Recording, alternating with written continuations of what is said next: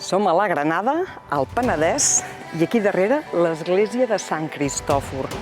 Sant Cristòfor és aquell senyor d'allà dalt que porta un nen petit aquí, que és el nen Jesús, i també és el patró dels transportistes, però això és una altra història. Us volem parlar d'un pagès que tenia un ruc que havia estat formós, fort, treballador, però que ara estava malalt. No li menjava ni gota i l'home estava absolutament preocupat. Li van recomanar que el traies cada dia a passejar. Sospitem que ho va fer per aquests vorals. I un bon dia, de fet el primer dia que va sortir a passejar, el ruc es va quedar mirant quelcom a dalt de tot del campanar octogonal. El veieu? El pagès va pensar que què li passava. I el ruc vinga a mirar cada dia aquell lletsó, que era una planta que creixia al campanar amb cara de delit. L'home va pensar que potser allò el faria tornar a menjar i li faria recuperar la salut. I entre tots els veïns el van poder ajudar i van muntar tota una sèrie de bastides perquè el ruc pogués arribar dalt de tot.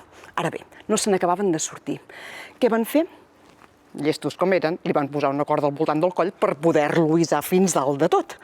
I diuen que sí, que el ruc pujava i mentrestant s'acostava cada cop més al campanar, treia la llengua d'un pam i algú deia des de baix de tot: mireu com riu, que n'està ben content, que aviat podrà menjar i recuperarà la gana.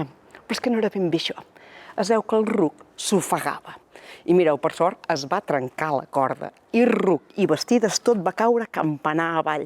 I a baix de tot diuen que en va quedar un sot que es diu la Bassa de les Pedres. I podeu anar, està aquí darrere. Jo he vist pedres, una bassa pròpiament no l'he trobada. Però si més no, és una bona història. I és que això també és el Penedès.